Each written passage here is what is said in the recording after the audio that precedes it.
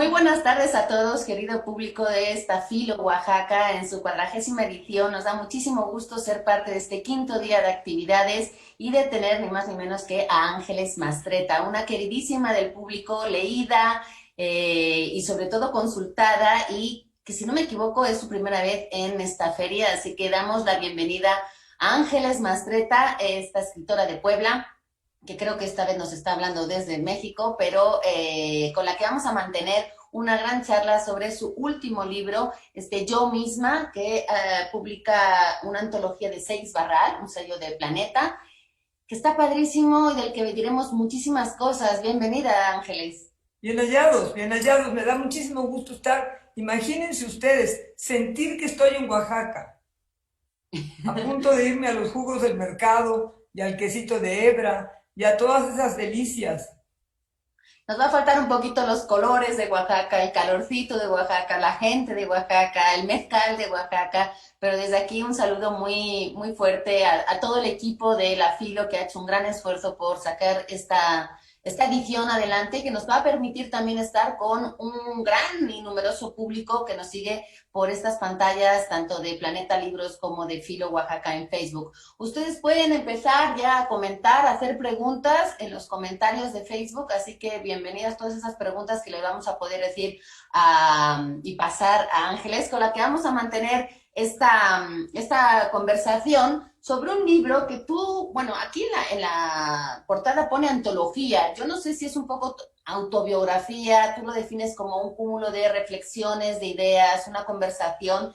A mí me hace mucha ilusión que justo creo que tú dejas muy picado con estas pequeñas reflexiones, y qué lujo poderte tener aquí justo al otro lado de la pantalla para poder seguir esas reflexiones, porque a mí lo que se me antojó leyéndolo es preguntarte más, profundizar más sobre alguna de esas ideas que dejas Qué abiertas. bueno, es que lo que pasa es que son textos que son destellos. Ese es el chiste, son aforismos o juegos,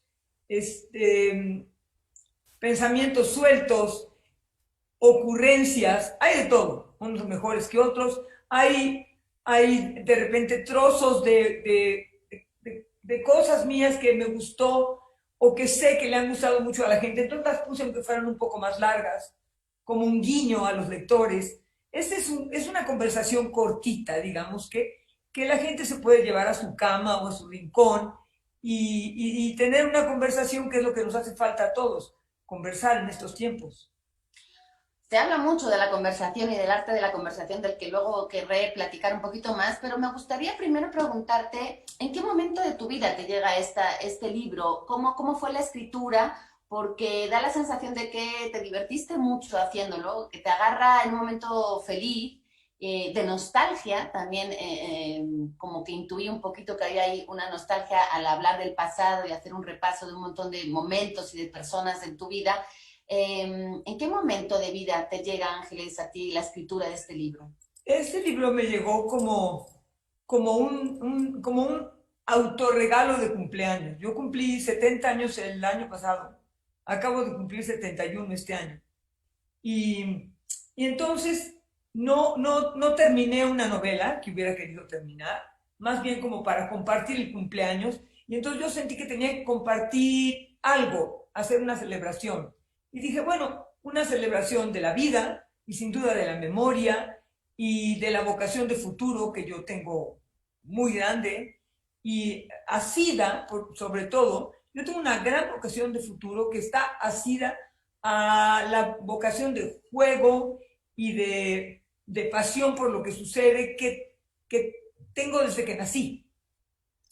Viví en una familia muy bien querida, quiero decir también que se quería mucho entre sí, una familia de la que vale la pena contar y contar lo que le pasaba, que es lo que hago muchas veces en mis libros cortos, en libros como El mundo iluminado, El cielo de los leones y La emoción de las cosas.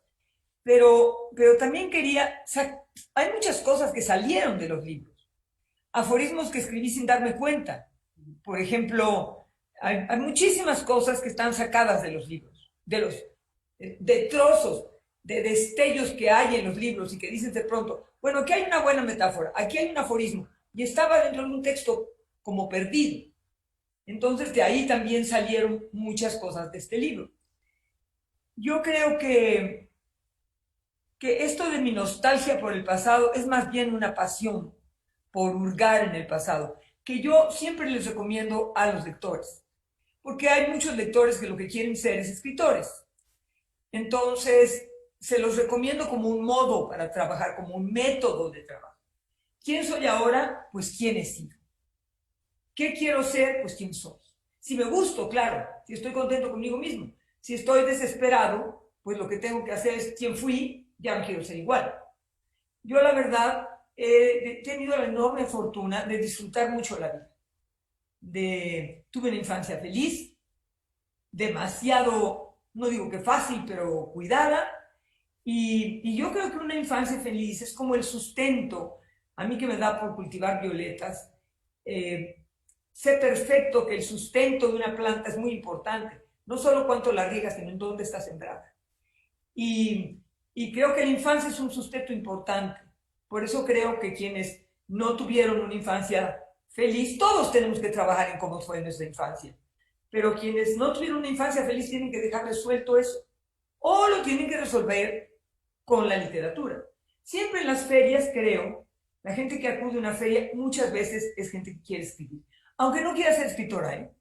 Yo en Guadalajara he conocido pues mujeres de mi edad o entre los 40 y los 70, digamos, que quieren recontar cosas o encontrarse, no necesariamente para publicar, sino para tenerlo cerca, para hurgar en sí mismas.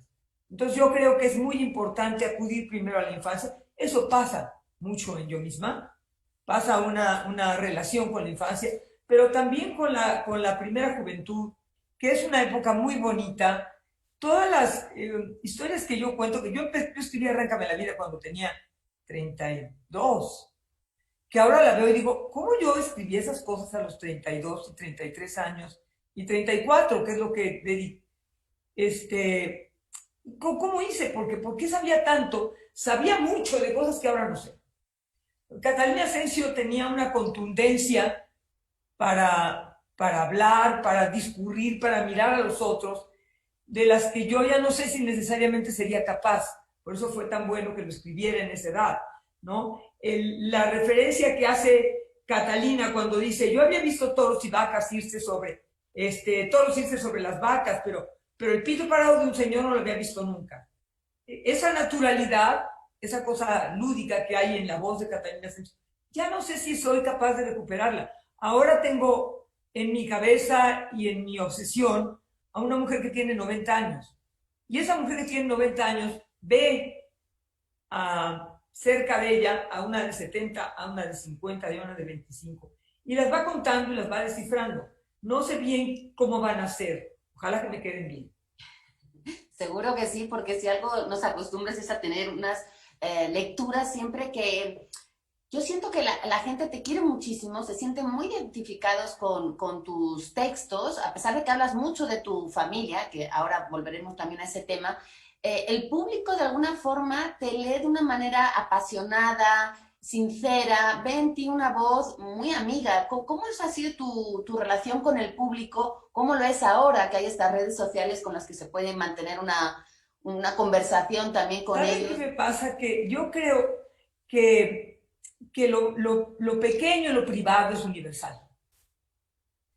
Entonces, bueno, cuando yo llegué a España y a Italia y me encontré que las mujeres que iban a mis conferencias se identificaban a cabalidad con las mujeres de ojos grandes, yo decía, pero qué raro, si estas mujeres vivieron en Puebla, muy lejos de aquí. Bueno, pues porque hay una parte de la vida privada, de las emociones cercanas, que compartes con otros y las compartes y se parecen.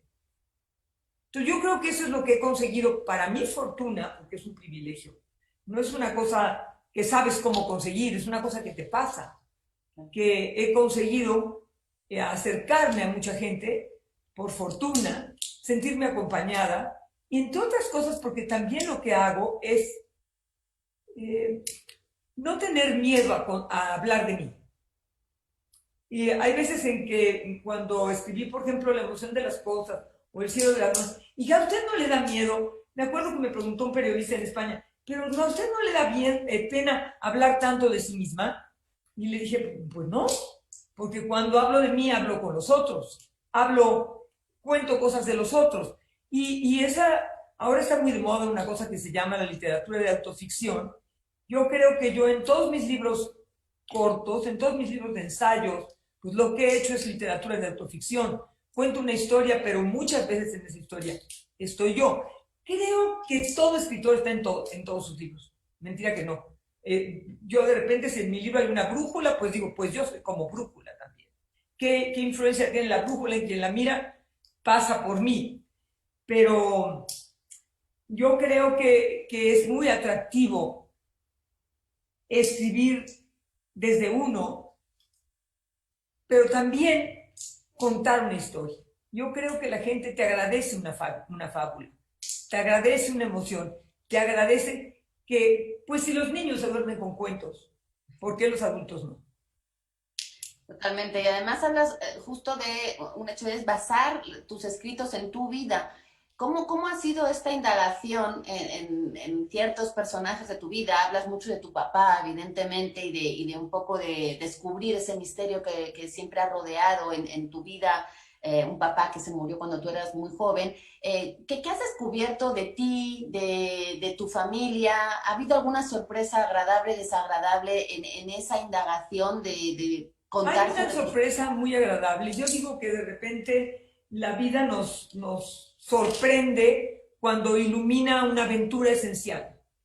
Tú tienes este tesoro que a lo mejor has dado por dado, que consideras que ahí está y que es tuyo, y de repente la vida te alumbra bien a esa persona. Y a mí me pasó eso con mi madre, porque yo, como me quedé huérfana tan chica de papá, entonces mi papá pues se volvió el mito familiar, la ausencia adorada.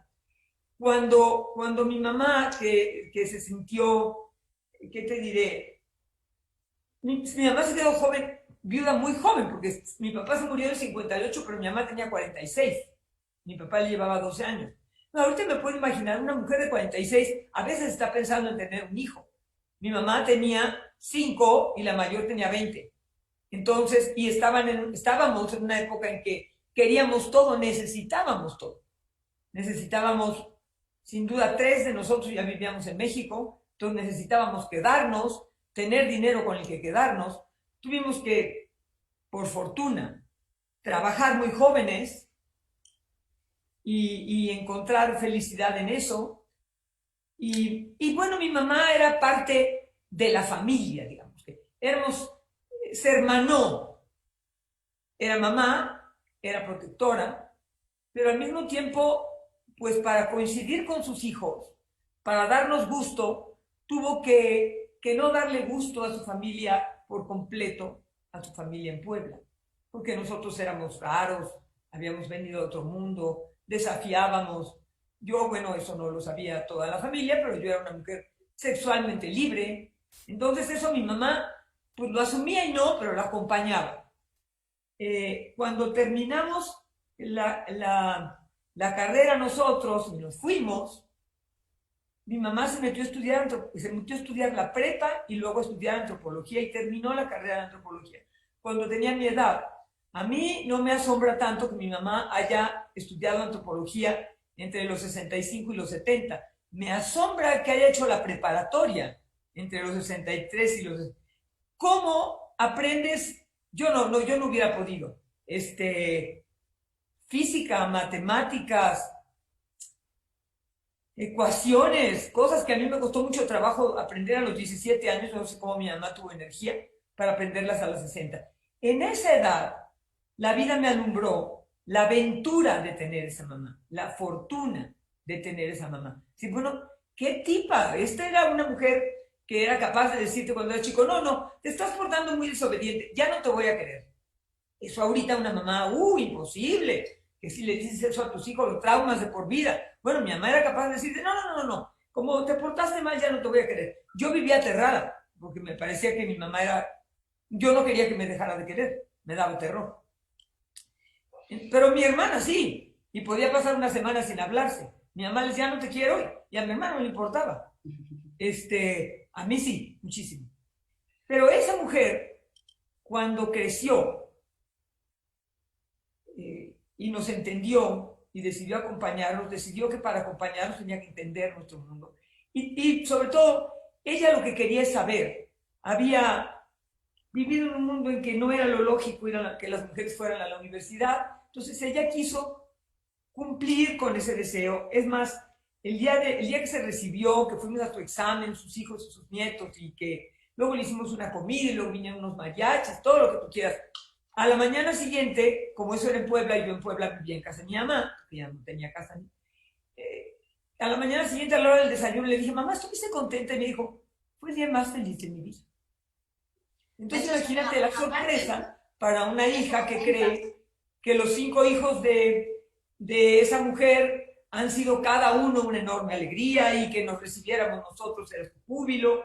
No, no, no, no, no. El día más feliz de su vida no fue cuando parió a sus hijos, ni cuando se casó, ni cuando... El día más feliz de su vida es cuando ella se recibió de antropólogo. Creo que aquí está contada esa historia. Aquí está contada cómo... Mira, ni siquiera me acordaba de que la había yo puesto en este libro, pero pues llegamos a ella. Y de hecho también tiene mucho que ver con otro gran libro que tienes, el de Mujeres de Ojos Grandes, que también mencionaste hace ratito y que Alicia García nos pregunta en qué se basó para hablar de estas 37 mujeres. Hay mucho de tus tías, yo no sé si, digamos, utilizas parte de esas historias familiares para contar historias de mujeres que representan a un montón, o es al revés, empiezas a contar la historia de mujeres y te vas a historias de tu familia. Claro, mira, este libro se me ocurrió porque, por una desgracia, cuando mi segunda hija, que es un milagro de criatura, que se llama Catalina, nació, como a las 3 semanas le dio una gripa que se le volvió neumonía sin que lo demostraran, y de repente, bueno, yo la vi que mal, y dije, esta niña no está, llamé al doctor, ya saben, aconsejo a las mamás que no estén llamando al doctor. Primera llamada, segunda llamada, no. Primera llamada, llámelo. Segunda llamada, córrale al hospital, porque el hospital, este doctor me dijo, ay, pareces primeriza, no tiene nada, le voy a mandar una campanita para que respire. Bueno, al tercer día dije, me voy cuanto antes al doctor, y cuando llego, ve a la niña, estúpido, no me acuerdo ni cómo se llamaba, y la pesca se me dice, se está muriendo, crúzate al hospital, imagínense lo que yo sentí. No, me lo acuerdo con terror.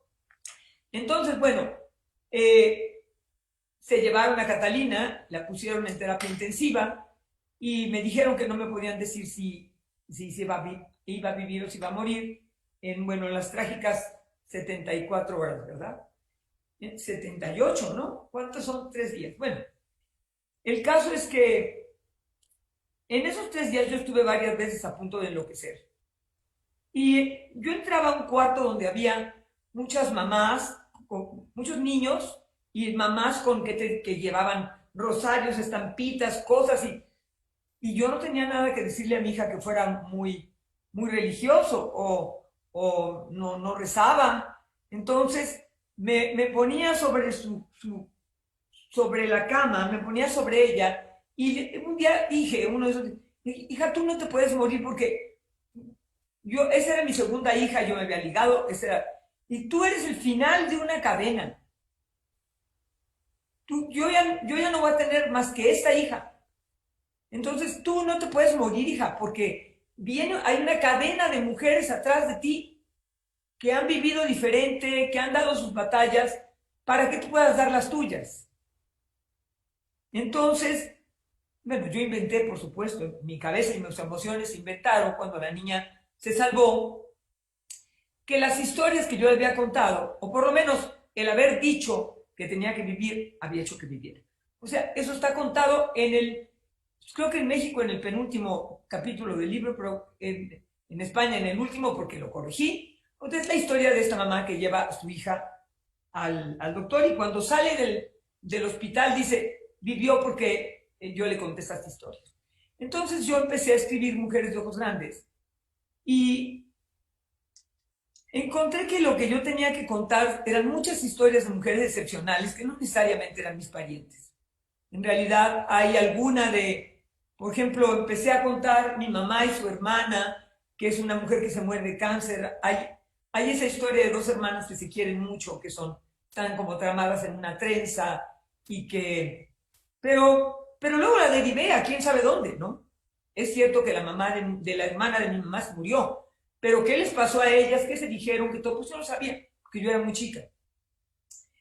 Y, y como eso, tuve una tía que también creo que está por el final, que empieza diciendo, al final de su vida cultivaba violetas. Y entonces eso sí, yo tenía una tía que hacía eso, y ahora yo soy mi propia tía, cosa más rara. Pero bueno, ella tuvo un marido que tuvo una deuda, y ella, eso sí, yo eso sí lo había oído, que ella había dicho, está loco, y entonces lo llevó al manicomio para que no lo llevaran a la cárcel. Ahora, en cierto sentido sí estaba loco. Entonces ella lo puso en el manicomio, que era un manicomio muy raro, que ahora es como un museo, abajo del cerro de... Ese cerrito que hay en Cholula, donde arriba está una iglesia que se llama la Virgen de los Remedios, y abajo está la pirámide. Bueno, el caso es que abajo de la pirámide había un manicomio. Ahí llevaron al tío, y después de pagar unos meses, la tía fue por él, porque ya estaba feliz, y entonces esa historia la conté con ella.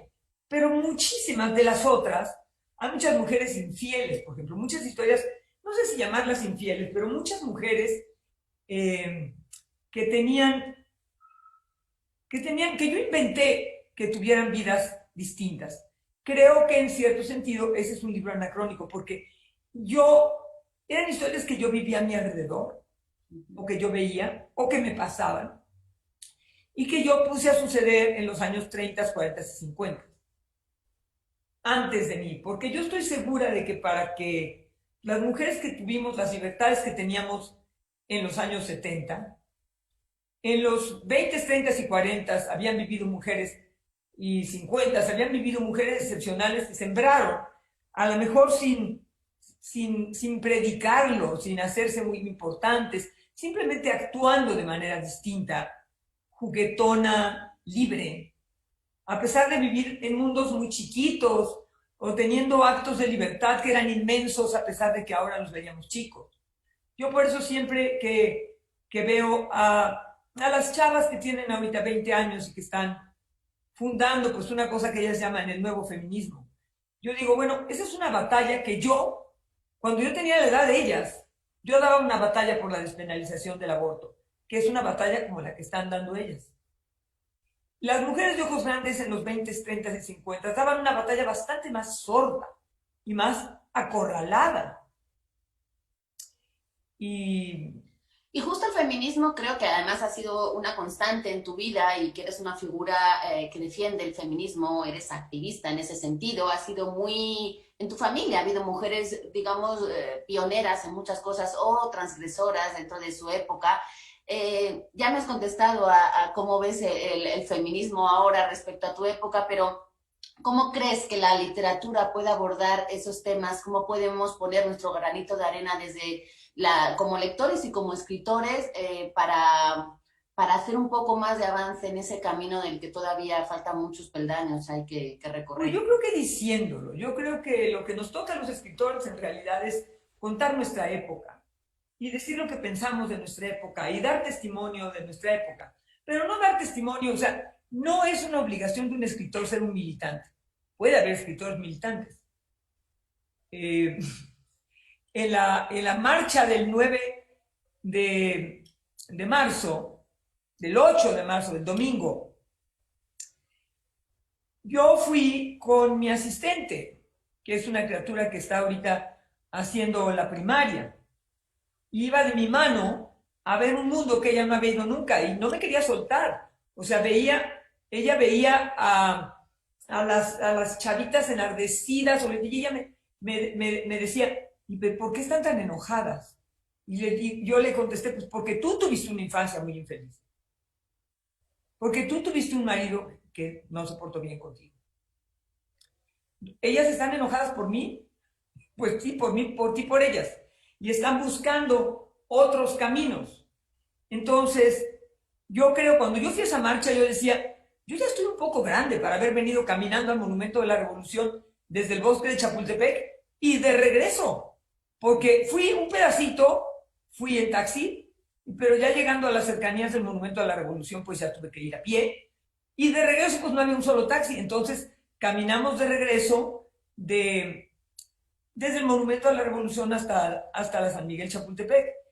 Entonces yo decía, ya esta batalla yo ya la di. Qué bueno que estén estas chavas. Yo ya no me voy a meter a una marcha, a caminar 8 kilómetros bajo el sol de regreso a mi casa, y al mismo tiempo pienso que si el año que entra yo no voy a ir. No, pues sí, hay que dar todavía mucha batalla desde todas las edades y además predicando con el ejemplo, porque gracias a mujeres como tú, como tantas otras que vinieron antes, pues nosotras también tenemos ese privilegio incluso de poder marchar, ¿no? Cosa que antes ni siquiera se podía. Aquí hay una pregunta que tiene que ver con la inspiración femenina literaria. Jacqueline Alderete es la que nos hace esa pregunta. El pasado lunes 19 de octubre fue el Día de las Escritoras, que ya que tengan un día significa que necesitamos un poco reivindicar esos nombres de personas escritoras, mujeres que no han podido ser publicadas, que no han tenido el derecho incluso de poner su nombre en una portada. ¿Tú a quién has leído? ¿Quién te ha, no sé si inspirado la palabra, pero de alguna manera, quién te ha dado ganas de seguir en esta lucha para reivindicar esos nombres literarios femeninos? No, claro que te ayudan los otros, claro que te ayudan. Te ayuda a oír a otras mujeres, leerlas es oírlas. Y yo tengo pasiones muy raras. Mire, yo desde chica, digamos que leí Mujercitas, imagínense. Muy chica, de niña. Y luego leí Hombres y Mujeres a Placer, leí el siglo XIX, siendo muy chica, y me encontré, por ejemplo, con Ana Karenina y con Madame Bovary, por ahí de los 25 años. Y yo decía, pero estas dos, ¿por qué se suicidaron? ¿Se podían haber? Pues no, pues porque su mundo las tenía sitiadas. Entonces, después un crítico dijo que si yo hubiera escrito Ana Karenina o Madame Bovary, yo me hubiera organizado para que ellas no se suicidaran. Y eso es muy posible. Pero para volver aquí, bueno, voy a empezar.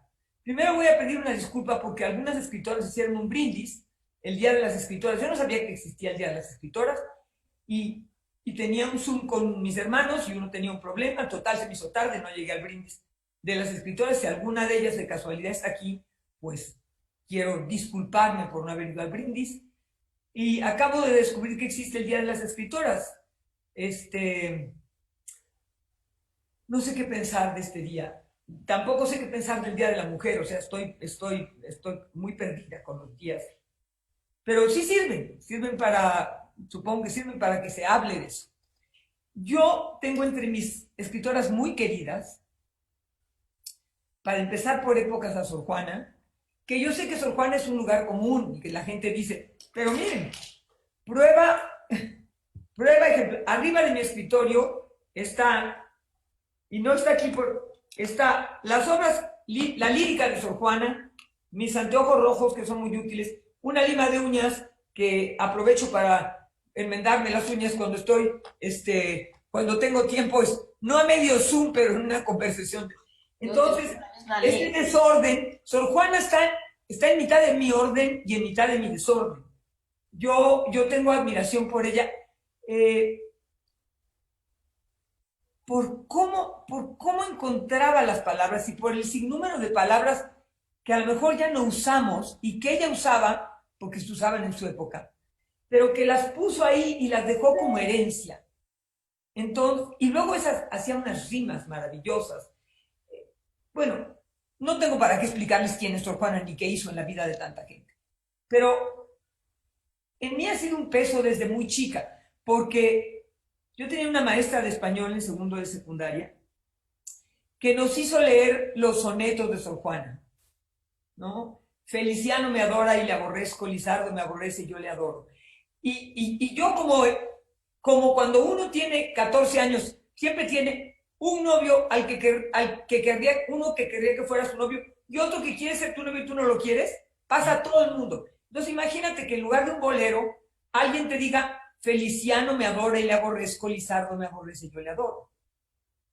En esas épocas aborrecer no era tan grave como ahora. Simplemente era, no puedo con él, ¿no? Entonces, y terminaba ese poema diciendo, o termina porque Sor Juana sigue viva. Y a padecer de todos modos vengo, pues ambos atormentan mis sentidos. Aqueste con pedir lo que no tengo y aquel con no tener lo que le pido. Pues yo sentía que eso me pasaba a los 14 años. Entonces ya desde entonces me volví cercana a Sor Juana. Y luego, muy cercana de Jane Austen. ¿Por qué? Jane Austen es, yo diría que la primera novelista seria inglesa, aunque nosotros o la historia haya dicho que Dickens. Pero ella escribió 20 años antes de Dickens, o 30, y escribió estas historias fantásticas de mujeres con un sentido del humor enorme, que es lo que ella tenía, y luego con una gracia y una vocación de ser distintas en un mundo que era, ese sí que era un mundo cerrado, y en el que las mujeres eran de segunda nomás por ser mujeres. Y ella lo que hace es aceptar ese mundo y trastocarlo. Sus mujeres se enojan, vamos a pensar en Elizabeth Bennet. Sus mujeres tienen problemas, quizás con otras mujeres, tienen problemas de clase. Elizabeth Bennet tiene problemas de clase o de estatus. Y al mismo tiempo es una mujer muy inteligente, muy orgullosa. Entonces, y Jane Austen te pone eso sobre la mesa y díganme ustedes si eso no es actual ahora mismo, en Oaxaca y en Puebla, donde hay niñas que se enamoran de hombres más ricos. Esto que después, bueno, Caridad Brava Adams hizo hasta el cansancio, pero Jane Austen tenía una prosa maravillosa. Se oye horrible, prosa maravillosa, pero bueno, escribía de manera excepcional y lúdica, y en mí generó una pasión por su modo de jugar. Te digo a ellas dos para elegir dos. Para empezar a Las dos están muertas, ¿no? No sé, por ejemplo, mi relación con las Bronte, qué tan bueno sea, porque las Bronte sufrían mucho. Entonces, otras grandes escritoras. Y bueno, y Emily Dickinson, que no salió de un cuarto nunca y escribió maravillas. Yo quisiera hablar un poco de tu escritura. En este libro estamos hablando de Yo misma, esta antología de pensamientos, de reflexiones de Ángeles Mastretta. Hablas mucho de la conversación, de la escritura, de lo que es la escritura para ti, de cómo te da felicidad. Dices que antes escribías de 9 a 3, que ahora vas cambiando. Ahora te vemos en lo que intuimos que es tu estudio. Me gustaría saber un poco cómo escribes, cómo es tu proceso de escritura. Aquí hay varias preguntas que tienen que ver con de dónde nacen esos temas, cómo llegaste a saber que querías ser escritora. ¿Cómo es tu proceso de sentarte y rellenar esas historias que luego se convierten en libros? Pues miren, yo hubo un tiempo en que era una mujer muy disciplinada. No me di cuenta ni cómo. Yo creo que los hijos te disciplinan, porque te dan horarios. Los hijos, yo ahora no me despierto ni de chiste a las 7. Pero cuando mis hijos eran chicos, pues yo me despertaba al cuarto para las 7 y me organizaba para que ellos, salir de mi casa. Por fortuna iban a un colegio que quedaba aquí junto. Entonces yo los llevaba al colegio y de ahí iba a caminar a Chapultepec, de 8 a 9, desayunaba de 9 a 9 y media y luego escribía de 9 y media a 3, en que salían del colegio. Y ese escribir de 9 y media a 3, sin tregua, me hizo tener una disciplina muy seria, porque yo ya sabía que la tarde estaba, si no perdida, por lo menos invertida, más bien, invertida. Entonces la mañana se volvió una disciplina muy seria. Y ya en la tarde o en la noche corregía, veía, me lo acuerdo perfecto con Mal de Amores, que es lo que escribí con más disciplina durante la primera infancia de mis hijos. Las mujeres de ojos grandes, bueno, yo empecé, qué chistoso, yo escribí siempre, viví de escribir desde muy chica, desde los 26. pero hacía periodismo. Hice periodismo 10 años, incluso, y tuve otros trabajos, porque ahora hay un hashtag que se llama Escribo y Cobro y otro que se llama Mujeres Escribiendo. Cuando yo empecé a escribir, a nadie se le ocurría, por lo menos no en mi medio y no en México, vivir de escribir. Yo escribía periodismo. Que es muy diferente a escribir literatura. Pues se acaba apareciendo, porque si te empeñas en que quede bien escrito, se acaba apareciendo. Sobre todo porque yo no hacía, ¿qué hago con esta pluma antigua en la mano? Bueno, sobre todo porque yo no hacía, nunca pude hacer reportajes, porque soy muy mentirosa, porque me gusta inventar y me gusta dar mi punto de vista. Entonces, desde el principio me organicé para trabajar haciendo editoriales o artículos de opinión. Entonces esa fortuna tuve. Pero trabajé primero en Excelsior haciendo artículos en la primera edición y cuando trabajé en Excelsior al mismo tiempo dirigía difusión cultural de la ENEP Acatlán de la UNAM. Entonces ahí trabajaba muchas horas, hacía un artículo diario y iba todos los días desde Coyoacán, justamente donde tú vives ahora, hasta la ENEP Acatlán, que queda adelante de Satélite. Iba en camión, y en metro, y en miles de posibles opciones, y de repente en aventón. Pero en ese momento hacía periodismo todos los días, y vivía yo de la mezcla de esas dos cosas. Luego pasé a dirigir el Museo del Chopo. Y ahí dirigiendo el Museo del Chopo también hacía las dos cosas. Hacía periodismo y dirigía el Museo del Chopo. Y en medio de eso decidí escribir Arráncame la vida. Entonces, Arráncame la vida la empecé cuando estaba embarazada de Mateo, mi hijo, y trabajaba en el Chopo y escribía en Ovaciones todos los días. Wow. Entonces, la empecé ahí, pero cuando Mateo nació la dejé. Y seguí escribiendo todos los días y dirigiendo el Museo del Chopo. Cuando me embaracé de Catalina, retomé, antes de embarazarme de Catalina, pero cuando Mateo chiquito, empecé a escribir Arráncame la vida y luego en el embarazo de Catalina. ¡Ay, también! ¡Qué horror! Estoy acordándome de todo lo que hacía. También hacía un programa en el Canal 11. Claro, con Dehesa. No, eso fue en el 13, muchos años después. Esto era cuando estaba yo embarazada de mis hijos, cuando eran chiquitos. Era un programa que se llamaba Así fue la semana. Iba Cristina Pacheco. No lo sé. Y el director del canal era Pablo Marentes. Y entonces se hacía un recuento de la semana y nosotros hacíamos un comentario. Yo por ahí fui al canal con Mateo recién nacido y conté, fíjense, desde chica era yo expuesta, digamos que, conté cómo había nacido Mateo y llevé unas fotos mías dándole el pecho a Mateo y las pusieron atrás mientras yo comentaba. No era del todo bien visto eso, ¿eh? Yo lo hacía, pero no vayas a creer que me llenaba de aplausos. Esta mujer está loca. Pero bueno, hice eso y luego Arráncame la vida me dio un enorme privilegio que yo no me esperaba. Cuando yo escribí Arráncame la vida, yo quería contar esa historia que no tenía nada que ver conmigo, más que porque yo la había oído de chica.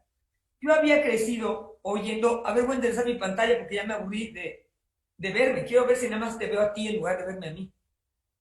Pero bueno, esta historia de Arráncame la vida, yo había oído hablar de unos caciques fundadores de un modo de gobernar en Puebla. Y como lo que había estudiado era periodismo en la Facultad de Ciencias Políticas, pensé que la tesis podría ser sobre estos hombres, que fueron todos muy poderosos. Finalmente se volvieron Maximino Ávila Camacho, Díaz Ordaz, García Balseca, el director del Sol, Espinosa Iglesias, el dueño de los cines.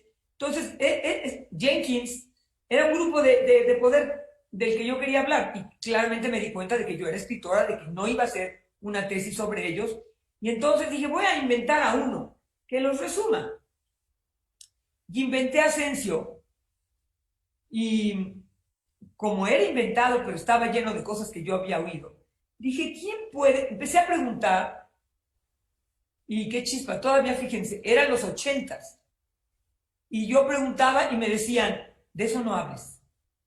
Y Maximino Camacho se había muerto en los 40s, que a mí se me hacían remotísimos, 40 años antes. Ahora, pues 40 años antes fue el 68, tampoco es tantos años antes. Pero bueno, ¿yo con qué voz cuento eso? Pues con la de la esposa, porque ella es la que puede saber mucho y al mismo tiempo no saber nada. Y entonces... Pues hay muchos jóvenes de bachillerato que están conectados, que están... A ver, ya te voy a dejar de hablar. No, no, Pregúntame no, no, todo. porque estamos entusiasmados con todas estas historias, pero a mí me gustaría que, puesto que hay mucha gente joven, nos compartieras, antes nos dabas un poco, un par de consejos, de, digamos, de experiencias tuyas, de cómo empezar a escribir, pero me gustaría también que además de animarnos a escribir y por qué para ti la escritura consiste en la felicidad y qué te ha aportado, me gustaría también que nos contaras un poco qué ha pasado contigo en las lecturas en esta pandemia, es decir, si has podido leer más, si has estado bloqueada, qué lecturas te han acompañado para resistir a este mundo convulso y raro que estamos viviendo. ¿Cómo ha sido esta relación entre la escritura Pues y la mire, lectura en estos tiempos y que yo he releído, fíjense. Pero pues claro, yo ya estoy en edad de releer, ellos no. Ellos están en edad de leer. Yo releí primero, la primera parte del encierro, releí Cien años de soledad y El amor en los tiempos del cólera, que son una gran compañía. Y si ya los leíste, pues más, ¿no? Recuperas a Fermina Daza y vuelves a ver ese mundo. Y luego la locura infinita de este hombre de José Arcadio Buendía, que se encierra en un cuarto y está horas y horas y horas metido ahí, días y días y días, enloqueciendo a Úrsula, su mujer, que es una mujer práctica que tiene que rescatar esa casa. Y cuando sale le dice, el mundo es redondo como una naranja. Y entonces dices, qué maravilla. ¿A cuánta gente le habrá pasado cosas así, perdido en un pueblo que de repente... Gabo es un milagro, entonces no tengo nada que decirle, seguramente lo habrán leído. Pero me sirvió mucho al principio. Y luego yo creo que ha pasado con ellos y ha pasado conmigo, que es que he visto mucha tele. Y porque cuando te haces cargo de la casa, en la noche ya tienes ganas de ver la tele. Que no hay que verla tan cerca de la noche porque luego duerme uno mal, ¿eh? Y de preferencia no hay que ver noticieros en la noche. Pero, ¿qué libros me han acompañado? Pues eso, los libros que ya había leído. También leí, qué chistoso, leí El águila y la serpiente de Martín Luis Guzmán y, y leí Rayuela, Ah, no, pues Julio Cortázar. lecturas Te importantes. digo que releí. Rosy Antuña Rayuela, justo, te pregunta que qué estás leyendo en este momento, cuáles son las lecturas que te acompañan estos días. pues yo creo que ¿qué les dirá a los jóvenes ahora Rayuela? Rayuela, me pregunto, o sea, Rayuela fue un libro para los jóvenes de mi época. Cortázar tenía 40 cuando lo escribió y nosotros teníamos 20 o 18.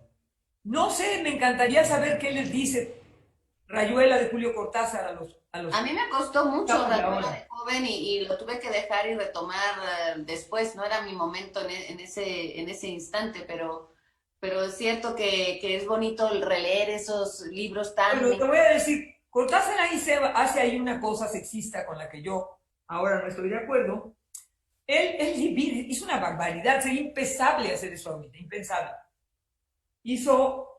Te sugiere al principio del libro que si tú eres un lector macho, entonces leas los capítulos según los números Órale. de los capítulos. Y si eres un lector hembra, pues entonces leas el libro seguido. Yo creo que es mucho mejor leer el libro seguido. Yo en ese momento dije, ah, no, yo lo voy a leer como dice el que se lee. Entonces, lees un poquito y se te va confundiendo la maga con Talita y te haces bolas y hay muchos pedazos de reflexiones literarias que interrumpen. Entonces, quizás, y si no son, si no, Cortázar a lo mejor es un escritor para escritores, ya no acabo de saber. Pero bueno, yo sí lo abriría en una página y leería ciertas cosas, ¿no? Hay juegos verbales. Hay uno que empieza diciendo cuando él le amelaba el noema. ¿Qué es El eso? famoso capítulo 68 es ese, ¿no? O el 60. Y entonces, yo leía eso y lo que te hace pensar, y se lo di una vez a un adolescente y me dijo, pero qué cantidad y me dice, pero qué cantidad, pero qué cantidad de lujuria hay ahí. Él lo descifró.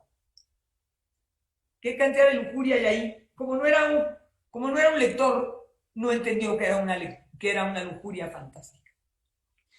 Oye, Bueno, Ángeles, en tu libro pones en algún momento dentro de estos aforismos que dices, decidir siempre es abandonar.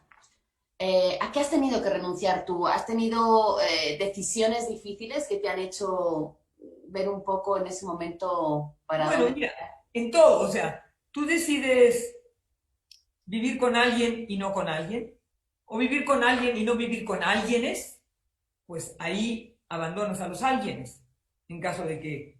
Y decides escribir un libro y no quedarte dirigiendo un museo, pues abandonas la dirección del museo. Decides, esas son grandes decisiones, pero también a mí me costaba mucho trabajo decidir, mucho. Cuando era chica, bueno, ir de compras, porque además no tenía dinero para decir me quiero comprar 3 sacos, me tenía que comprar uno y me podía pasar mucho tiempo tratando de ver cuál. Ahora también me puedo comprar uno, pero sé cuál, porque ya tengo esa certeza, ya sé quién soy, ya sé cómo me he visto. Cuando la gente es joven no sabe eso, no sabe ni siquiera eso. Y entonces eliges y abandonas. Cuando eliges escribir eh, Mal de Amores, en lugar de continuar la historia de Catalina Asensio, o sea, se muere el amante de Catalina, se muere el marido de Catalina, y Catalina Asensio dice, y me quedé con mi vida, y el libro termina diciendo, divertida, casi feliz. Entonces, bueno, pues a lo mejor hubiera sido, si no fácil, previsible, ¿qué le pasó a Catalina?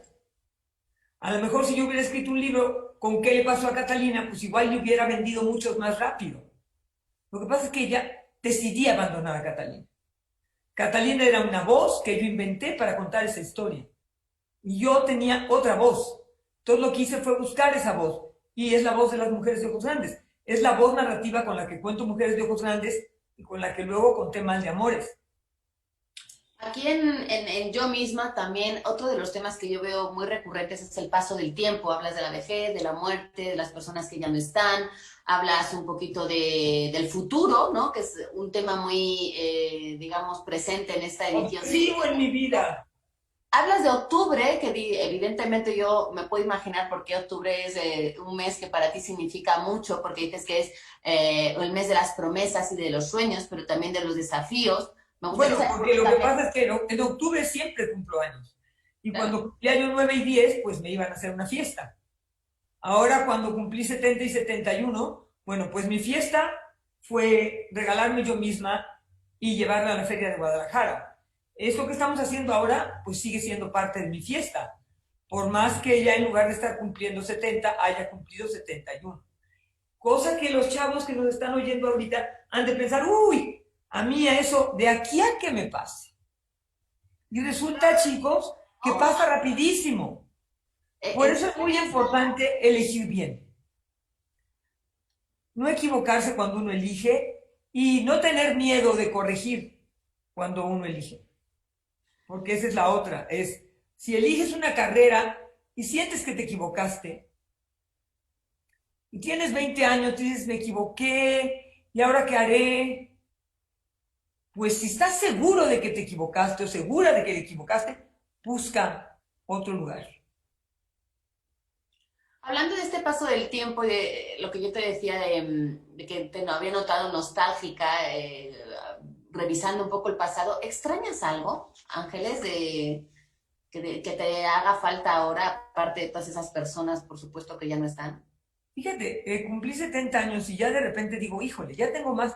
Yo no puedo poner a mis muertos en un altar de muertos porque no me caben en la casa. Entonces, de repente digo, ya tengo más muertos que vivos. Y eso no es verdad, porque uno se va enamorando de sus vivos. Entonces, ahora que me enamoro hace mucho que me enamoré de mis hijos y me enamoro de sus amigos y de sus parejas y de sus hijos y, y esa va siendo la gente que me acompaña. Pero tú dices que qué me hace falta. En mi vida de familia, nada. Bueno, me faltaría que mi hermana viviera aquí en lugar de vivir en Puebla, pero pues eso así nos tocó, ni modo. Y nos extrañamos, ahorita ya llevamos toda la pandemia sin vernos, ahora nos hablamos mucho por aquí.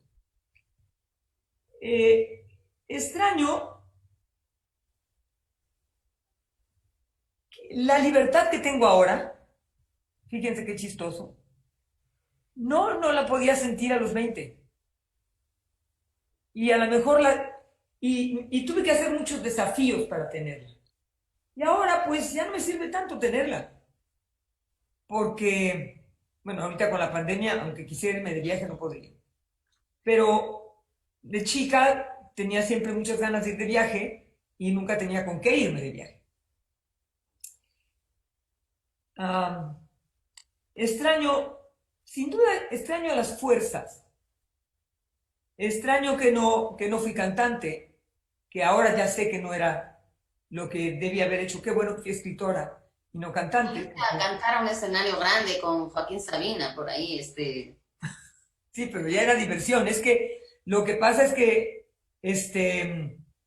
pero yo cantaba muy bien y tuve miedo. Dije, no, ¿qué cantar? Qué pena, o sea, qué locura, ¿quién me va a hacer caso? Y ahorita, pues no solamente ya no canto bien, sino que ya desentono. Sin embargo, todas las tardes, o sea, mi ejercicio del día, en las tardes o antes de comer, bailo. Y bailo con los Beatles, bailo con Sabina, bailo con Serrat, bailo con Toña la Negra, bailo con Manzanero, bailo con Café Tacuba, bailo con La Maldita Vecindad, bailo con lo que va viniendo. Y canto para no perder la capacidad de gritar, que es útil. Y que además ayuda. Eh, yo recomiendo muchísimo en la pandemia cantar. Y la ojalá, gente va a decir, ay, no, pero yo soy muy desentonado. No importa, pones y cantas la canción. Porque es una manera de decir y, y bueno, yo bailo porque es el ejercicio que hago. Ya no sé, yo caminaba 5 kilómetros diarios. Ya no sé si ahorita aguantaría caminar 5 kilómetros diarios. Bueno, sí aguantaría, pero despacio. sí, no, es una cuestión de entrenamiento. Oye, se nos va el tiempo, Ángeles, Y no y lo dudo, yo dos necesitaría como 10 tardes. no, estaría increíble, pero hay dos preguntas que quisiera hacerte rápidamente. Leti Mejía dice que si has pensado incursionar en la poesía. Yo sé que has hecho poesía, pero hace mucho tiempo que no publicas poesía. ¿Cuál No, es tu... claro, yo escribí un librito, de eso lo voy a contar rápido. Yo, yo nunca creí que pudiera ser poeta porque además arranqué, imagínense ustedes, con Sor Juana. Entonces ya dices, no, yo me voy a dedicar a otra cosa. Y, y luego, bueno, tuve un novio que dijo que iba a escribir un libro que había escrito un libro y que lo iba a llevar al concurso de poesía de Aguascalientes, al premio de poesía de Aguascalientes. Y entonces yo vi tu ese y dije, yo de esto tengo muchas cosas escritas en cuadernos en mi casa. Entonces el fin de semana fui y lo escribí y hice un libro con esas cosas. Que si tú ves, pues aquí hay mucho de eso también. Si lo pongo en rayas, pues puedo decir que es poesía. Pero, pero ya sé que la poesía es es la literatura destilada. Entonces, no sé, quizá todos, y de jóvenes más, tenemos que escribir poesía, más bien lo regular, para sentir que en algún momento pudimos acceder a semejante cosa. Bueno, yo escribí ese libro, lo mandé al concurso y le gané al novio que no quería ser mi novio, al Lizardo, digamos que de mi poema. Entonces, y lo hice así, con una enorme facilidad, pero pues esos eran juegos. Ojalá sigamos leyendo más poesía tuya, Ángeles. Para terminar, yo voy a terminar con una lectura de también de algunos aforismos que hay en tu libro. Dices, hay que terminar las historias o no se terminan nunca. Nosotros, ojalá esta no termine nunca porque quisiéramos seguir escuchando y afortunadamente tenemos tus letras para seguir platicando y conservando contigo, porque hay presencias que mejoran, dices tú. Bueno, pues a nosotros nos has mejorado desde luego esta mañana de este miércoles, Ángeles, muchísimas gracias.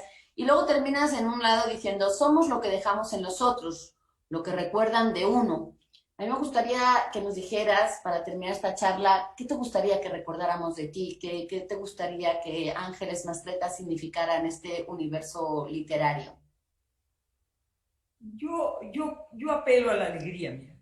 Yo creo que la gran arma para vivir, de jóvenes, de medianos, de viejos, con hijos, sin hijos, con, con muertos, perdiendo, yo creo que la felicidad se da en destellos y la actitud alegre para vivir la alegría es una actitud. Entonces, tú puedes, a propósito del descubrimiento de mi madre y de todo lo que sufrí cuando se murió mi padre, sin duda cuando se murió mi madre, yo dije, este es un abismo, de aquí cómo se sale. Pues con alegría, con pasión por la vida. Y esa es una cosa, así como la felicidad no se busca, se encuentra, la alegría sí se busca. Nos Y dejas muy alegres el día de hoy, Ángeles Mastretta, sin duda, con tu charla, con tu conversación. Esperamos poderte escuchar muchas más veces. Recuerden, Yo misma se encuentra en el sello Seix Barral. Recuerden que en la feria están pudiendo encontrarse todos los libros, aquí lo tengo anotado, en el acceso a Marketplace, dentro de la página web de filomoaxaca.com.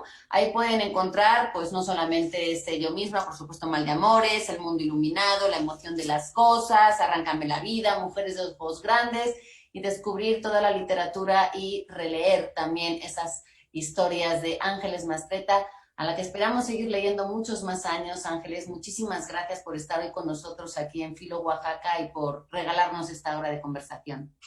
muchísimas gracias. Muchísimas gracias a ustedes. Que pasen un bonito día.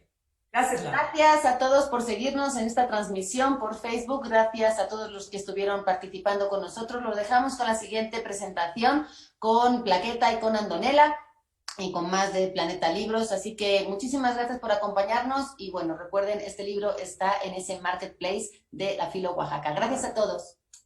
Chao, querida. Gracias, Ángeles.